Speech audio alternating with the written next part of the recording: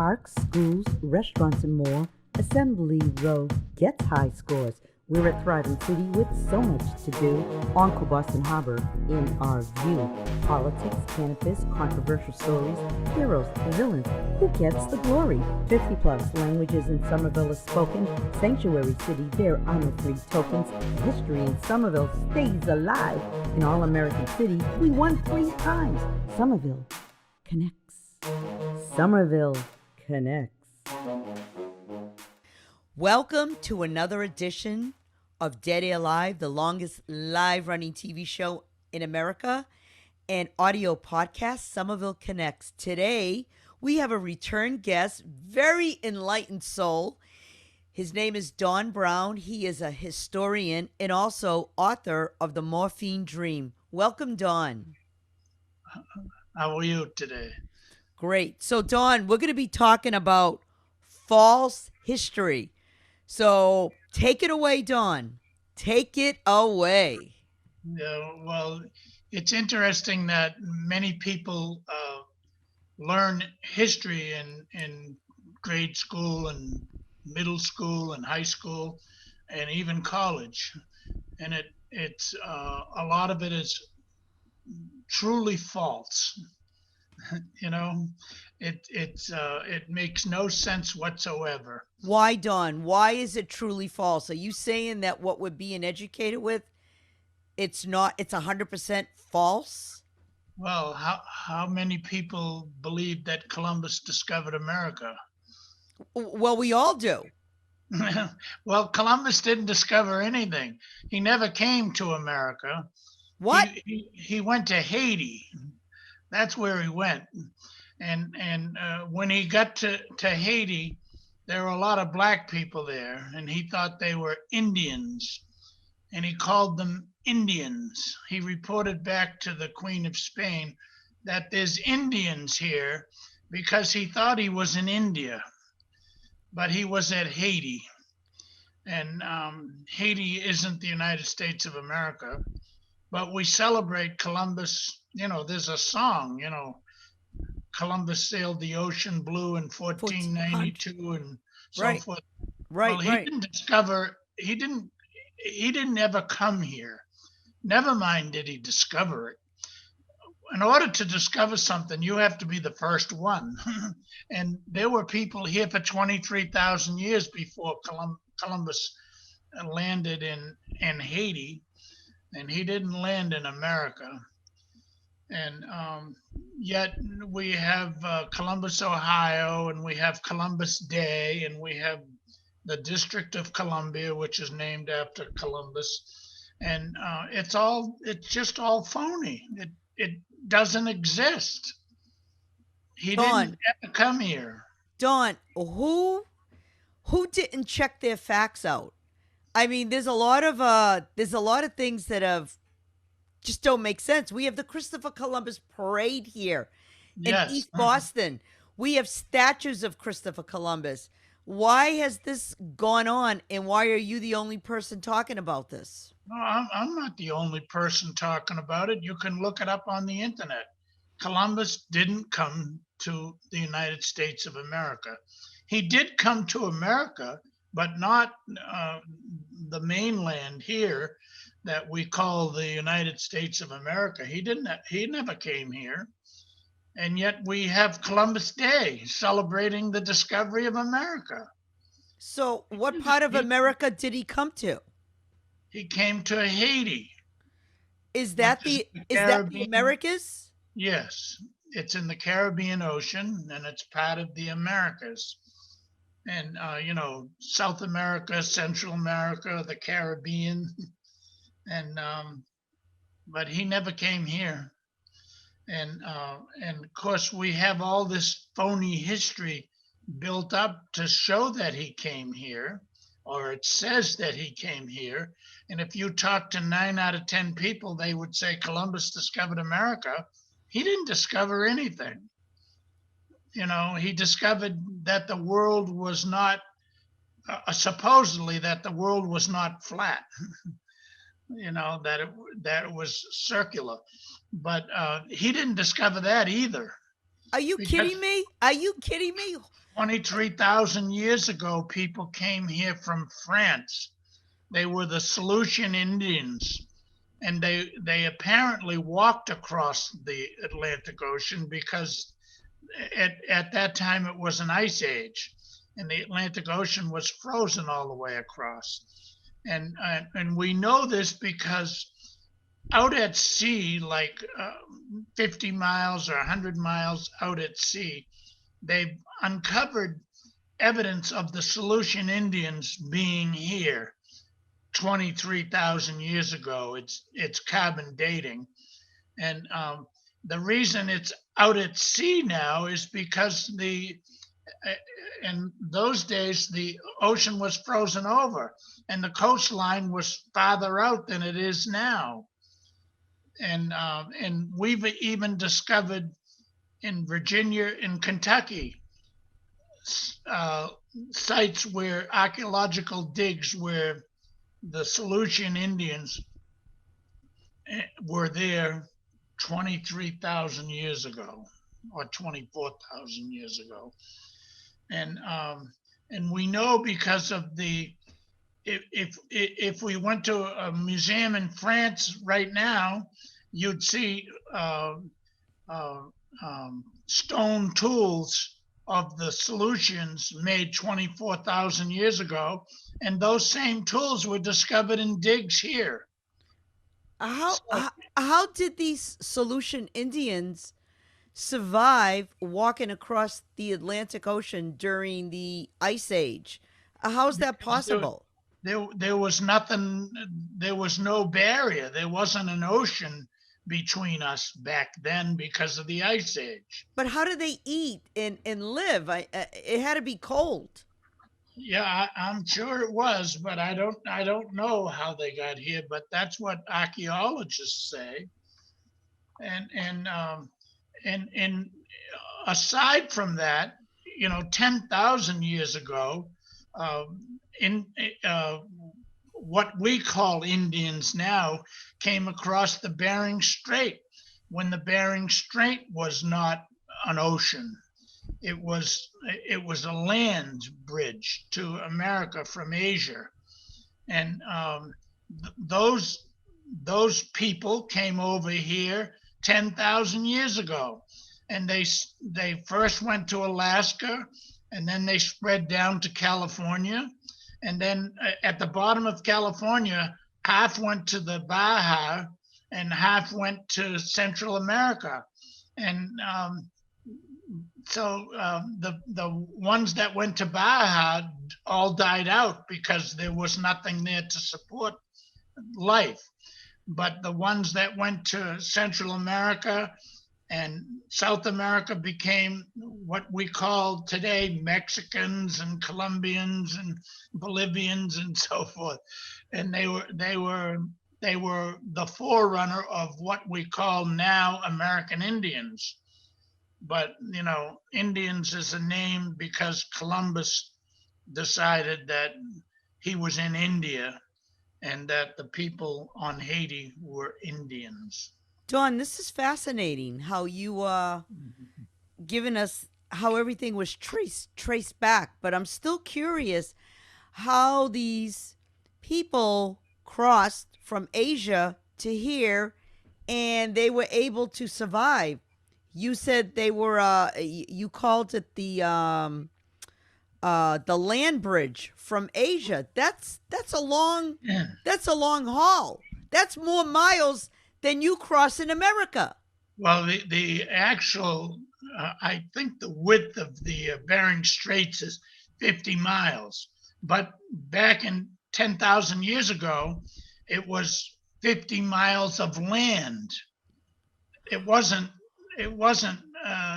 We aren't that far apart from Asia and Russia. And if you remember, Russia used to own Alaska. And I did not know that. when you go across the Bering Strait, you're in Russia. Why did Russia give up Alaska?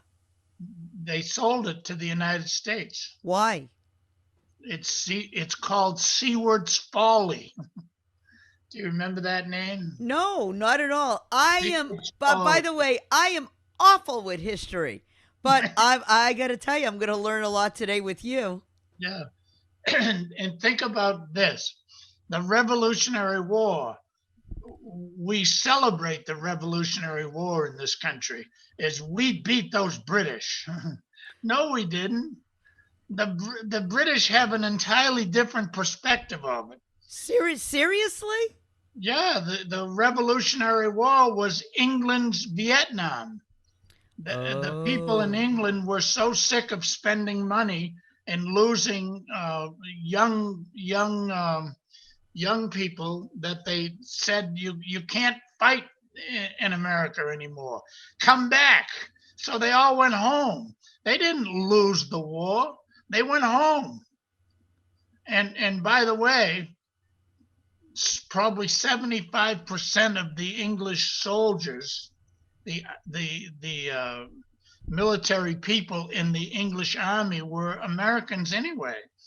And so it was Americans fighting Americans. It was Okay. Back up for a second. it was the first Civil War.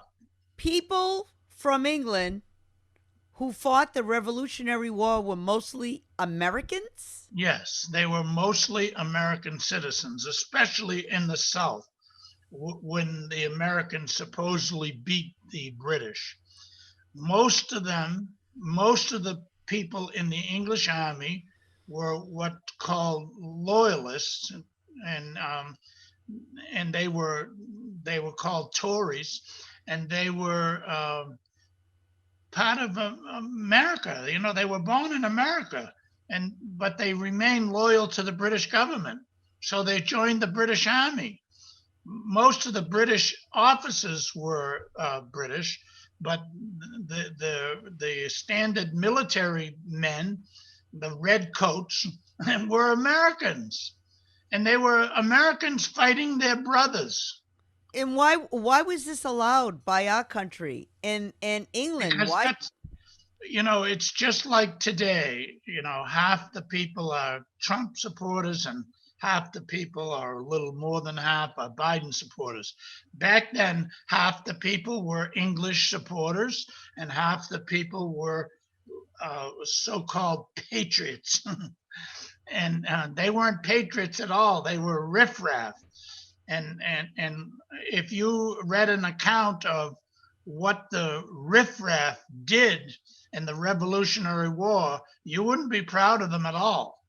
They were rapscallions. I mean, they were nasty people, and the British loyalists were the people who were the business owners and the wealth, the landed aristocrats were all British loyalists, even though they'd been here for 100 years or more. They were the good people back in those days were considered to be loyalists, and the rapscallions and the Paul Revere types, they weren't good people. It sounds They, like we have a lot of those same types of people today. yes, we do. It's kind of switched a little bit, but anyway, so there was two civil wars. There was the Civil War of 1860 and the Civil War of the Revolution. The Revolution wasn't really a revolution. It it it was Americans fighting against Americans. This makes me very sad because you're saying that our history books and what we were taught in school, a lot of it isn't truth. Okay, and in the 1950s is when history books began to change. Before 1950, there wasn't a history textbook in the country that spoke about women or spoke about blacks or spoke about American Indians, Okay, why? No woman, no blacks, no American Indians? I'm totally confused. because the history was only of white landed aristocrats. That's That's what awful. that's what it was. And by the way, keep in mind that History is only what the historian says it is. So in those early days, and down south to much later years, like the 70s or 80s, they didn't mention black people in a history book. Well, how could you leave out women, blacks, and American Indians, which is 3/4 of the population, and correctly teach American history? It's ludicrous. And right now, I know in the world there are way more women than men.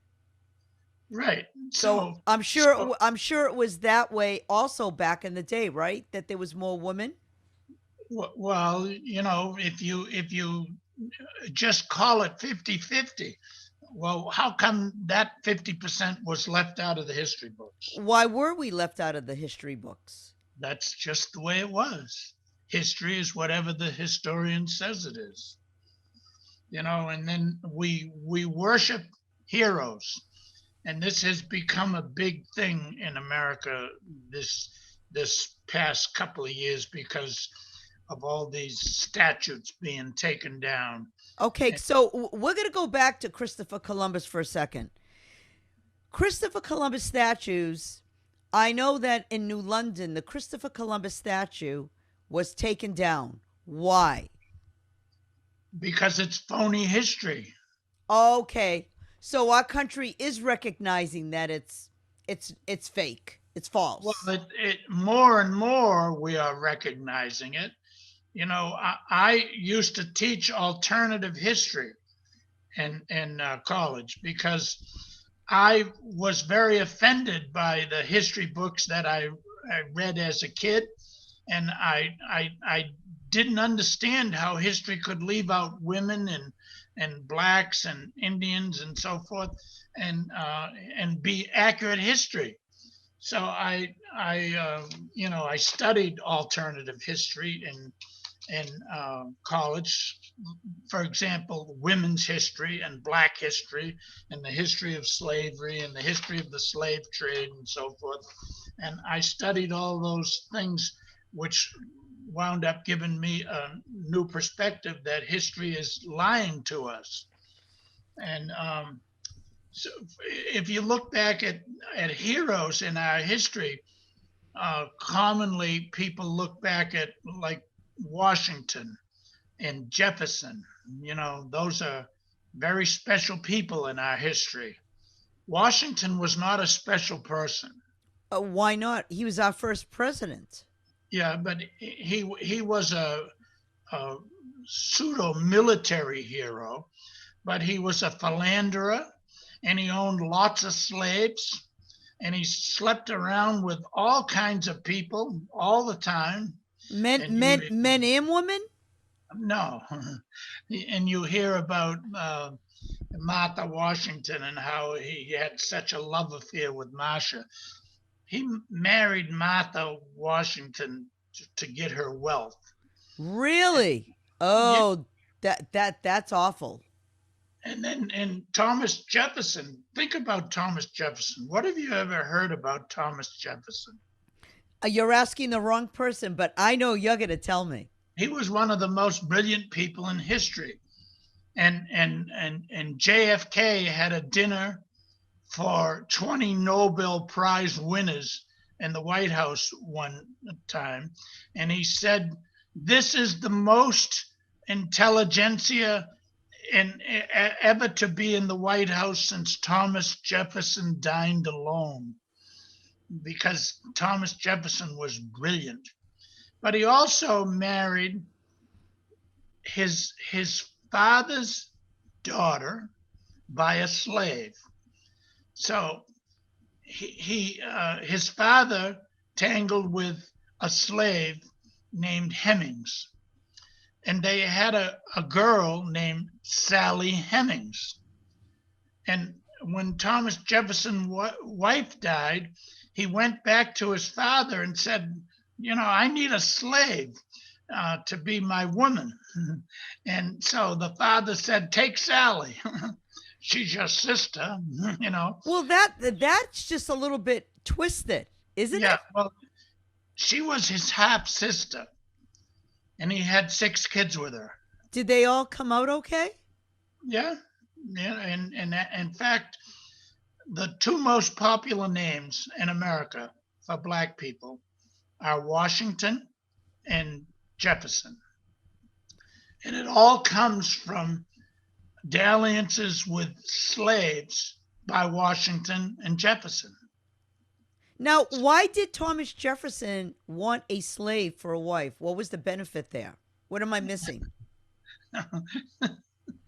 It's like freedom, freedom with a woman. You don't have to ask permission; you just have her. And Really? Are you saying that back in the day that men couldn't have their way with women? except slaves. Really? And what was it like back then for a man to be with a woman that what couldn't he do that he could do with a slave? Can you say? Well, he could be with a slave. He could father children with a slave. So, like when Thomas Jefferson's wife died, he didn't have any chance of having children anymore. So he got a slave, and he had children with her. And most black people, their last name goes back to a white family that their ancestors were slaves to. And I wonder how many people realize that.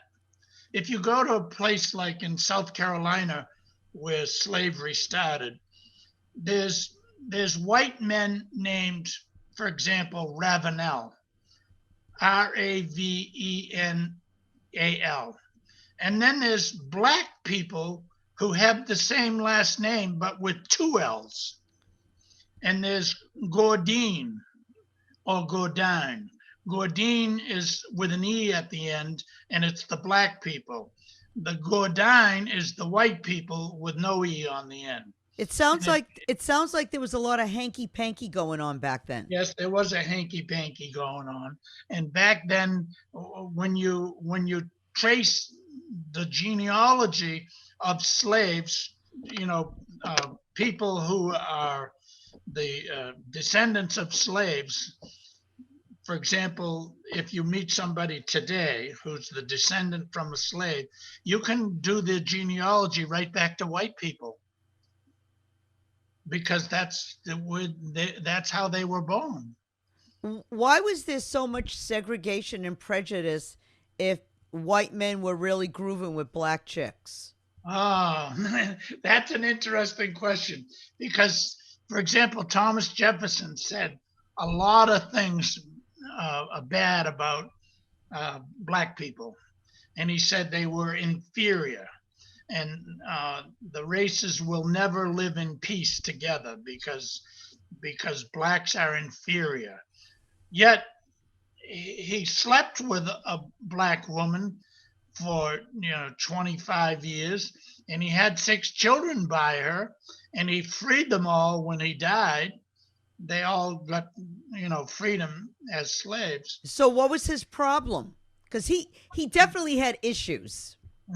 I wouldn't say it's an issue. I mean, if you find a woman attractive, you're gonna bed her, and you're gonna have children with her.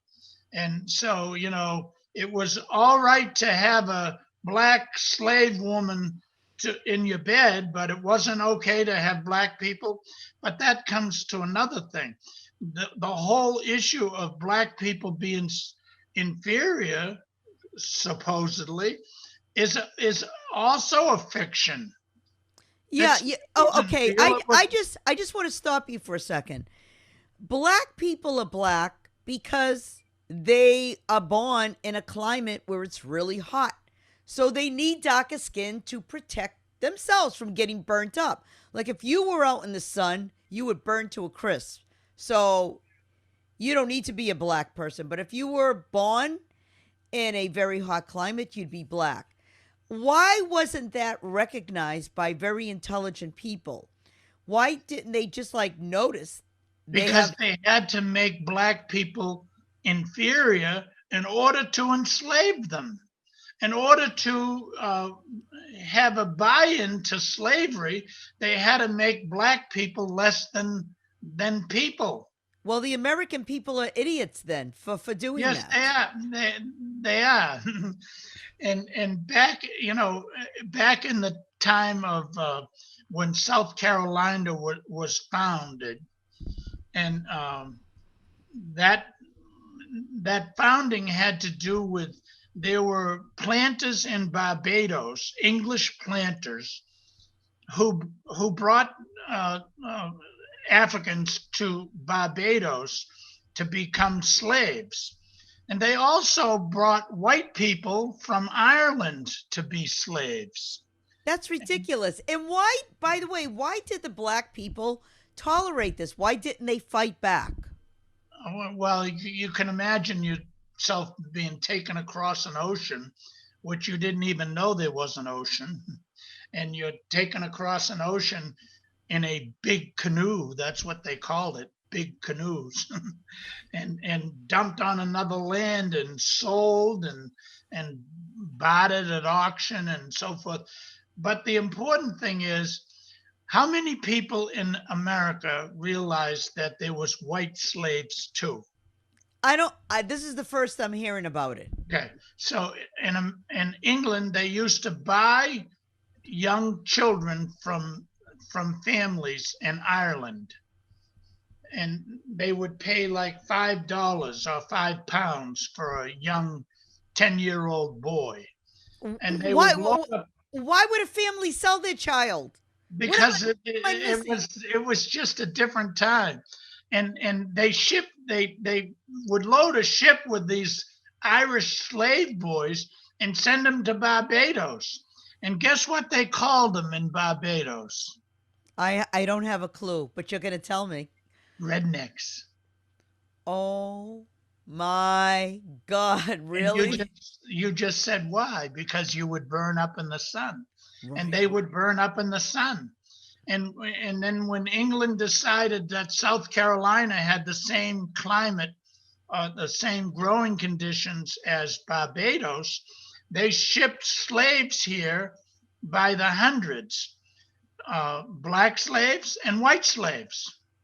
So the original slaves in this country, the bulk of them, were in South Carolina, and they were half white. And the English planters that came from Barbados were the sons of the original English planters, and they started creating big plantations that still exist down there. Are you saying that there's still slaves today? No, there's not. Well, it depends on what you call a slave. In the old days, a slave was somebody who did free labor, and you fed them and you housed them and you provided medical care for them. It sounds like it sounds like prison. No, that's what we work for now. Don't we work for a salary and housing and healthcare? Absolutely. That's Yeah. So are we all slaves? I guess when you put it like that, I guess we're all slaves to one thing or another. Yes, except the rich people, of course. That's a little different. But the slaves were the planned economic type that the Southerners chose. And thinking about what the Southerners chose, why did the Civil War break out? Because because there was adversity between the North and the South. Yeah, you could say it that way, but the adversity was slavery. The Right. North didn't believe in slavery, and the South did. And Abraham Lincoln wanted to do all the right things. He wanted to do away with slavery because a house divided cannot survive. Oh boy, we have a house divided right now. Yes, we do. It sounds like history And, is repeating itself and again. maybe we're also ready to have a civil war again. Oh my God, Don, are you serious? Well, the atmosphere is just bizarre. The atmosphere is hot. It's steamy. It's like, Yes, yes, it is. And the difference in the divide politically is no different than it was back when the Constitution was created, when the Declaration of Independence was written. If you go to the Declaration of Independence and you read it fully, it's five and a half pages. I mean, it's not that little paragraph. And when you read it, you'll think about today. Today. and Now, and give me the parallel which you're making reference to. well, it was the tyranny of the people who support Trump or the tyranny of the people who support Biden. And when we talked last time, we talked about Mitch McConnell. Mm. Now, we don't have a stimulus check today because of Mitch McConnell. And that wasn't meant to be. And all the things we complained, as Americans, we complained about England. We have that same kind of government right now. We have the same kind of government in terms of how we complain about it right now. Well, it sounds like we've gone backwards as a nation then, if we have the same kind of government. We're supposed to be growing, not going backwards. Well, the government was supposed to be for the people, by the people, right? What government have you been listening to lately that's for the people and by the people? Well, I voted for Biden, and I'm glad I did. Yeah, we Uh, could but hope. but but it sounds like people that love Trump, and it's okay if they love Trump. We all have a right to do what we want, but Trump talks nonsense. He doesn't always make sense. And for someone who's supposed to be leading the country, it doesn't make sense to me that he doesn't make sense. And Yeah, well, I'm supposed to. today he's speaking about the races in Georgia being illegal and invalid. I mean, this is our What's illegal and democracy. invalid about it? It's not. The people voted. They voted for Biden. So accept the win, accept the loss, and let's move on. Right.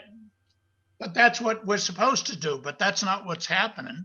So why are all these Republicans? They say that there are 12 Republicans that are going to try to overturn or do something with the electoral vote.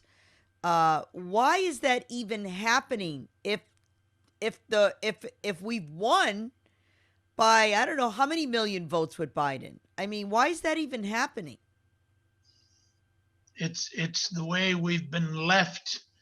Um, the whole system is government. And if you go back to the Declaration of Independence, you're going to read about what's going on right now. Give me the reference, The please. difference then was we spoke against England, and now we want to speak against Donald Trump or Joe Biden, whatever your persuasion is. It's not government by the people for the people anymore. It's government of the privileged and the wealthy people, and they ram it down our throats, the rest of us who are not wealthy and not landed aristocrats and so forth. They shove it down our throat that they're in charge and they're going to do whatever the hell they want to do. That's what's going on. Isn't there any? I mean, we talk about false history. I could see back in the day there weren't rules guidelines set into place, but we're supposed to be a civilized nation. Why is it that we haven't grown We really haven't grown up as a nation. There's some things that we're still very immature. And that to me seems like false history. Well, it's clear, if you read these founding documents, if you read the Declaration of Independence and you study it carefully, you realize we're right back where we started. That's exactly what I'm saying. Yeah. And that's because we don't know any better. Well, who is in charge to make this right? If our president's not leading, can anyone else? Are there any rules in place that if a president is not leading the way he's supposed to lead, and maybe his brain isn't working right, or he's making serious blunders to jeopardize the country, is there anyone else that could step up and say, "This has got to stop"? Or is the president the last stop? Theoretically, there is a way to prevent this from happening, and one of the ways was the Electoral College was supposed to prevent a Hitler type person from ever being elected. And then another way is the voters. You have your vote and you can vote for whoever you want to vote for. And the problem is 74 million people voted for Trump. Which is a lot of people. Yes. And if you want to take on 74 million people, good luck to you. I think that a lot of the people who voted for Trump, and I really don't know this for a fact, but they are questioning their decision. I'm not saying all of them, but I'm saying a lot of them, because they're watching what he's doing now, which is nothing. He's not doing anything. He's been MIA. He's been golfing. He's not leading the country. And I'm sure these people are saying, what the heck is he doing? Yeah, and some of them are. But the problem is we believe what we're told to believe. That's what the false history is about. That's what our government's about. We believe whatever we're told to believe. If you watch CNN day in and day out, I do. You'll believe what you hear on CNN. Correct. And I happen to watch CNN all the time myself.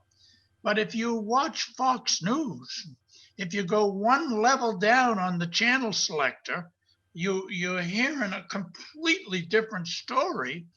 And 74 million Americans believe that story. And 82 million people believe the CNN story. So you're saying that whatever information we're fed into our subconscious, it eventually becomes a part of who we are, and that's our belief. In 1492, Columbus sailed the ocean blue. Right. We believe it. We believe what we're told. We believe everything we're told. Well, how can we change this false history? How can this all go into the right direction? What can you do, Mr. Historian people have to be Brown? more curious. If for example, if you're watching this show and you don't believe anything I've said, go look it up on the internet, and don't look it up in articles. Look it up in primary history resources. Or under scholargoogle.com. That's where all the facts are. No? Not Google, no. No, I didn't say Google. I said scholar. Yeah. .google.com. If you go on Wikipedia, I mean, there's actually people who cite Wikipedia as a source of research. But it's not, because anyone can change anything on Wikipedia. Yeah, anybody can write it. The facts are on scholar.google.com. Those are where the facts are. That's absolutely factual. But Google is like the Boston Herald. Let's say scholar.google.com is like the New York Times.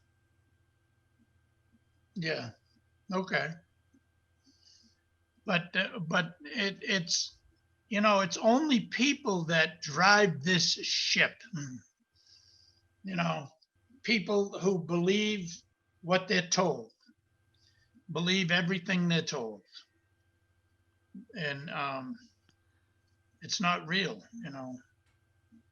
And the textbooks kind of mirror the problem. Like until 1950, there were no textbooks that said anything about women or blacks or whatever. Or Indians. Yeah, and that's what. And think about Indians. What do you think of when you think of Indians? Oh, I love Indians. I love them. I think they're strong and just brave and amazing. I don't Most, think I know a lot of people think about when they think about Indians, they may think about other things. I think about good things. yeah, I do too. But back in the day, Indians were here long before we were here.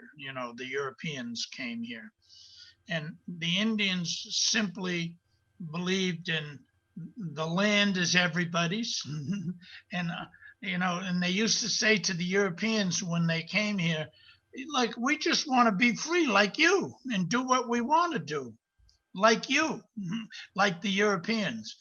But we killed them all. And if we didn't shoot them or scalp them, and that's one of the things that a lot of people think about Indians. Well, they used to scalp people. No, that was taught to them by Europeans. They didn't scalp people.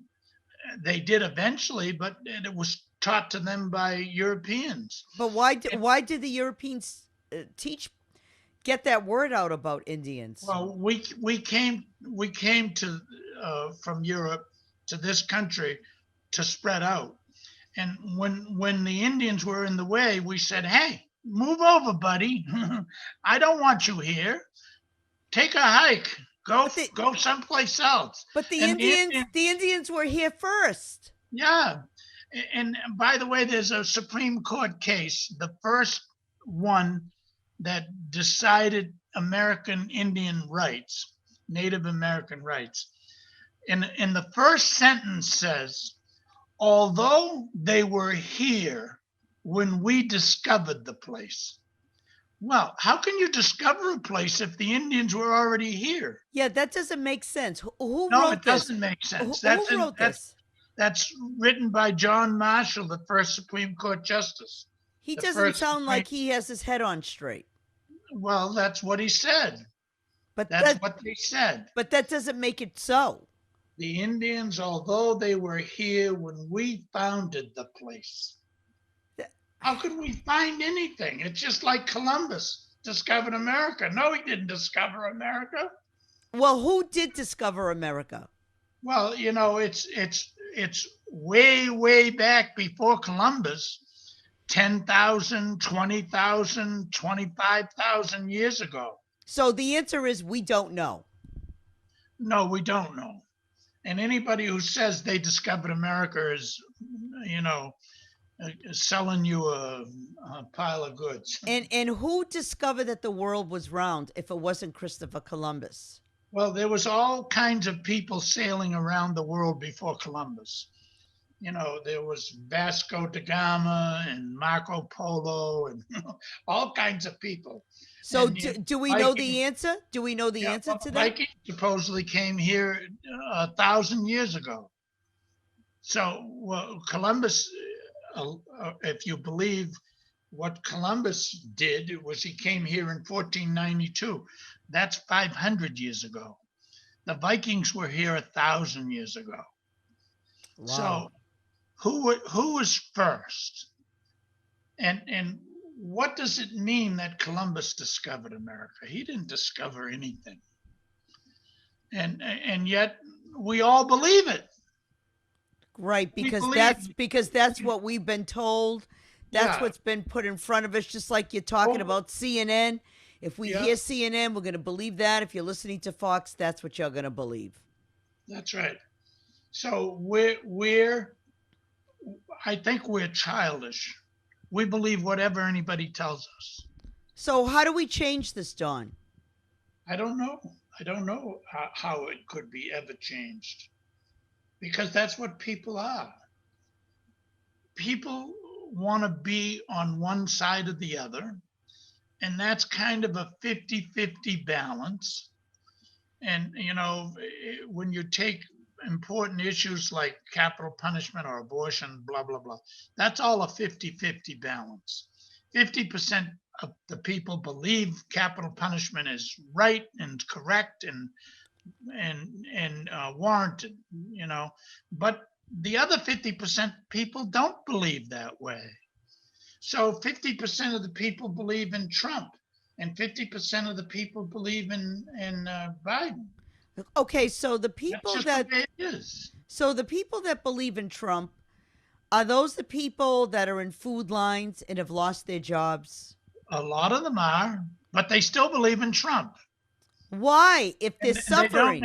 and they don't have stimulus checks, and they don't have extra food stamps, and they don't have eviction protection, but they still support Trump. How And is Trump's that? responsible for this because they don't think it's those people who are poor and suffering who believe in Trump. They blame it on Biden. Oh, And but those he people, but he has nothing to do with it. I know, but that's sense talking. How do you explain that 50% of the people believe in abortion and 50% don't? How I do you can't. explain? I can't. I That's can't just the explain. difference between people. Mm. People think differently. 50% of the people think like a prosecutor, 50% think like a defense attorney. It's Really? Is that true? yes, of course it's true. You see people lining up for prosecutors' jobs, right? I don't know the answer to that. Yeah, and there's lots of people lining up to take prosecutors' job and judges' jobs and so forth. And then the flip side is the defense attorneys. You know, who do you think are the defense attorneys? The The other people, people that don't want to be the prosecutors. the people who think differently. They think everybody's innocent until proven guilty. And there is no such thing as innocent till proven guilty, of course, as we talked about last week. So, Dawn, what is the takeaway from today? What do you want to say to our listeners and viewers? Go to the library and research things. Before you formulate your opinion, research things. And go to primary research, which is original research, not somebody writing about it. If you read something that I wrote and you believe in it, you're silly. You should believe what are actual records of history to believe in it. To And believe are there any books that you would recommend people to read so they could you get the can truth? you could read. If you just took out the Declaration of Independence and read it, if you just took out the Constitution and read it, you'll discover what it says is the mess we find ourselves in now. And even though those were written quite a few years ago, do they still hold water and truth to what is happening today? No, there's no truth in the Constitution. It's just a bunch of BS. You know, think about who wrote the Constitution. A bunch of political people. No, not a bunch of political people. A bunch of rich, landed aristocrats Oh. who went to Philadelphia and said, okay, we're going to decide how to run this country. Who gave them the permission to go run this country? I don't know. Do you know? I don't know. They just took it upon themselves to decide how to run this country. So is the Declaration of Independence true then? No. So neither one of those documents that we live by today are not true. They're just words on a piece of paper. If you read the Declaration of Independence and you read it carefully and you read what it says in 5.5 pages, you won't have any respect for it at all. It doesn't mean anything. It's just like, when you sign a contract, it doesn't mean anything. Well, of course it means something when you sign a contract. No, it doesn't. Well, why doesn't it? Do you know what a contract is? A contract is something A binding. contract is a meeting of the minds. Oh, okay. A meeting of the minds. Mm-hmm. If you sign a contract that turns out to work against you, do you agree there was a meeting of the minds? When you walk into a supermarket or a CVS and you put a pack of gum down on the counter and the woman says 25 cents and you put a quarter up, that's completing a contract. Okay. There was a meeting of the minds. Mm-hmm. You got what you expected. You had a meeting of the minds with the cashier. Well, what's the difference if you sign a car rental contract and things don't go right for you, the renter? What are you going to say? I didn't know that. Well, when you sign something, you usually know what you're signing, or I hope you know what you're signing. People sign things every day that they don't know what they're signing. Right, like when you go into a closing, a real estate closing, who knows what they're doing? I guarantee you the person holding the closing doesn't know, and the person executing the closing papers for you doesn't know, and you don't know. It's just total baloney that anybody could know what's going on when you sign a contract. And when you sign a lease, what's a lease mean? I could get out of a lease for 100 different reasons. So why does it mean something that if I sign the contract? Dawn, this sounds like all false history. So we're going to leave it at that for now. False law. Oh my God. We could go on and on about this. Well, Dawn, I want to thank you so much for being here today for another edition of Dead Air Live and Somerville Connects. As always, you are lively and you always give us something to think about. And I look forward to the next show with you. That's the key. Give people something to think about. Boy, do you ever, Dawn. Dawn, thank you so much for joining us today for another edition of Dead Air Live and Somerville Connects. And folks, thank you again for tuning in. We'll see you the next time. Bye for now. Somerville Connects.